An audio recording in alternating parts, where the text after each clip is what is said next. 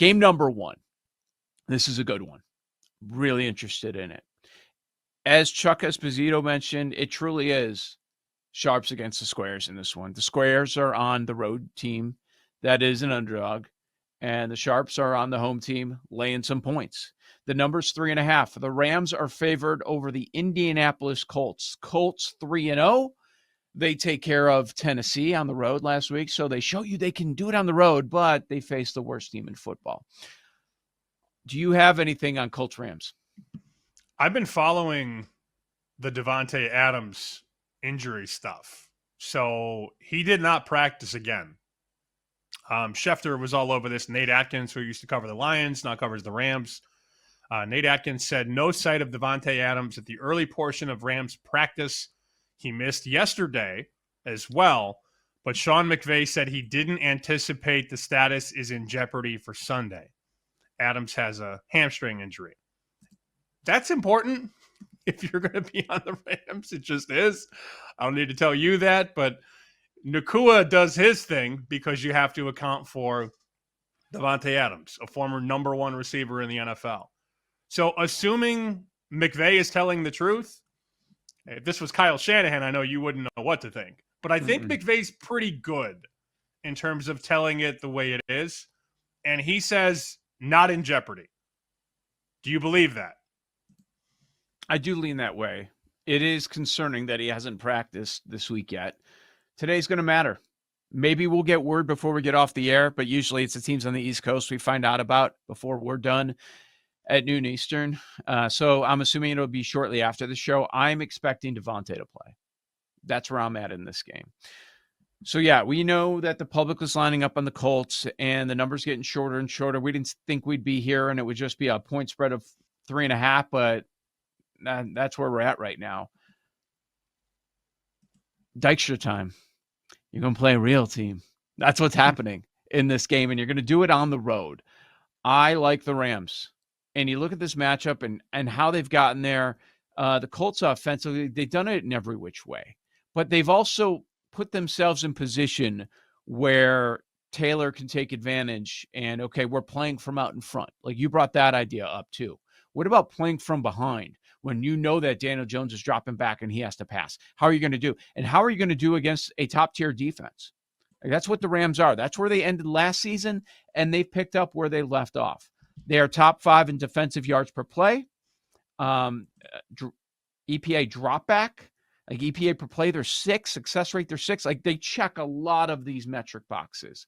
And offensively, I mean, if you're looking for a balanced team, the Rams are it. And they've got great coaching. So I understand why people like the Rams to win the division with all the injuries that are piling up on the San Francisco side. Quietly, the Colts don't stop the run. They're not great at it, and the Rams have had a good run game early on this season. I like the Rams here. Little slap to reality. Colts lose. Colts do not cover. I'm taking LA minus 3.5. I understand it. I respect it. The books definitely would love the Rams to cover. 2 quick numbers for you. The look ahead, which is the 11-day number, 11 days out. Look ahead was Rams minus 5. In the summer, this number was 6.5. So it has definitely shortened over the last few months. But it's justified. Like when we talked to Andy Molitor the other day and asking him, okay, which team have you moved on the most, change your ratings on the most? He's like, well, it's not even close. There's one team and they're on an island. It's the Indianapolis Colts. So it's justified. Off to a really hot start. We'll see what happens against a more balanced team in a different situation going on the road at the LA Rams. Okay, so like them there. What about Philly Tampa? Here's another point spread. It's at that challenging number of 3.5. Now this time you've got the road favorite. The Eagles minus 3.5 got a pair of 3-0 teams. One thing that stands out to me that is noteworthy, Sam, is the Bucs are getting healthier. We know Mike Evans is out for at least a few weeks now, probably a month. But it looks like Godwin's going to be good to go. We think.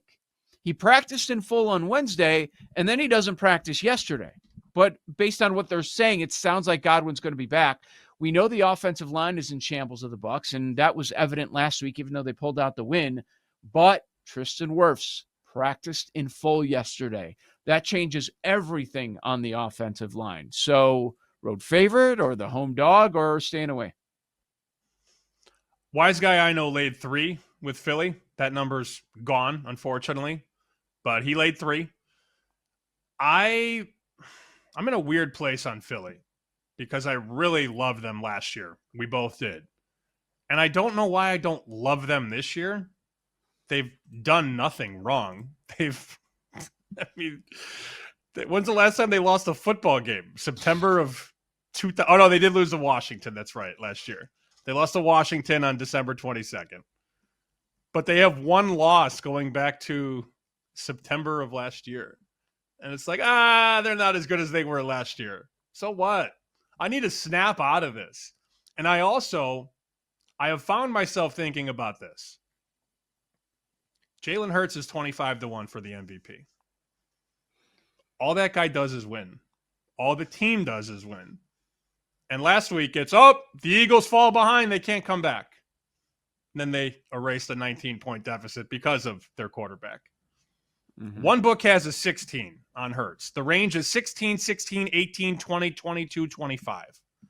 Obviously, I'm entertaining the 25, not the 16. Is that a dumb idea? Jalen Hurts MVP.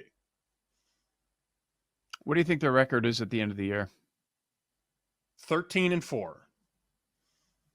So they're the 1 or 2? Probably.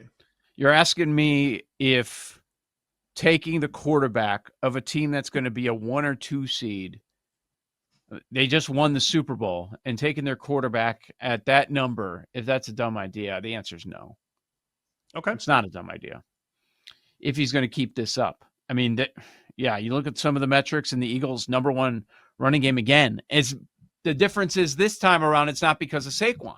Saquon's averaging only 65 rushing yards per game through 3. It's because of Hurts. And the high leverage plays with a 3rd down, 4th down, where he converts, it happens again and again and again. So that certainly stands out. I'm torn on this game to the point where I don't know what to do. I understand an angle on either side. For those that want to take the Bucs, getting the 3.5, or if you could find a 3, maybe it shows back up again. I'm not sure that it will. Laying it with the Eagles. Baker as a dog with this team has been terrific. They're getting healthier.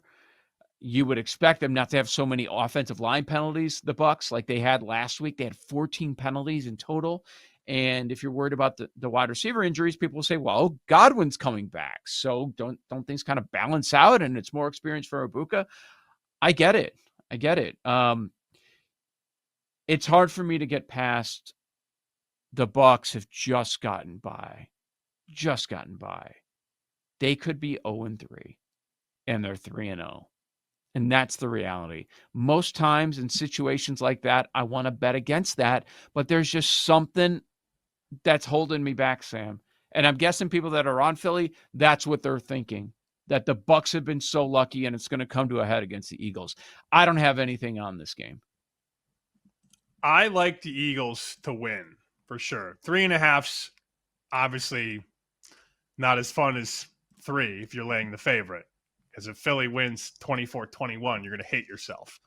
But I might do some Eagles parlays. Last week we were talking about an Eagles-Chiefs moneyline parlay on Sunday's show, and that came through. Maybe a little lucky there, the way that they beat the Rams, but Eagles-Chiefs did get home. Eagles-Rams, I mean, that's probably a pretty decent moneyline hook. Eagles to win, Rams to win. I don't hate that. Did you see that the Falcons keep getting bet? It keeps happening. I see picks. I see Chris has Atlanta -1. We talked about this game, was it Wednesday? And I gave out in lightning bets Falcons +1.5. I don't think Daniels is playing. I think it's, very telling that the market is Atlanta pick or Washington -1 or Atlanta -1. I mean, that's a number that says that Daniels is not going to play. That could change.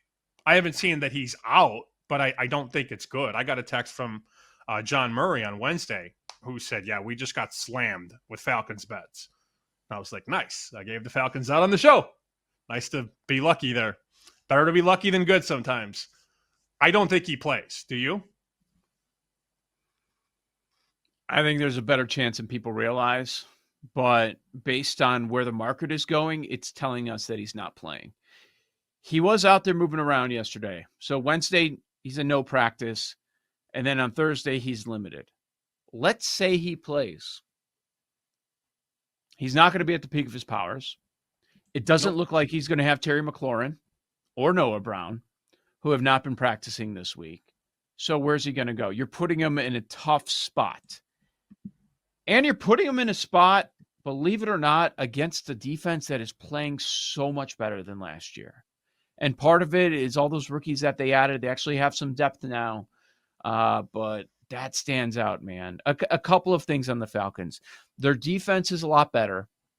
And while Penix had the worst game of his young career last week, how bad was it? Was it 30-0 bad? It wasn't. Like, Carolina did not dominate the game. It's just one of those situations, gets away from you early, and you're never able to wrestle it back. Everything went wrong. Everything. Penix 18 for 36. Penix 2 interceptions. They thought they had a new kicker. Parker Romo comes in. He misses the 2 kicks that he took after going 5 for 5 the week before. Like, everything that could go wrong did go wrong against Carolina. So is that going to happen again for Atlanta? People are betting against it, and it looks like they're going against the backup quarterback. And if it's not the backup quarterback, he's going to be missing his number 1 wide receiver and another one of his weapons. So I totally understand it. Boy, you were on it early this week. I think I'm kind of getting there now. I understand why the Falcons are a good play.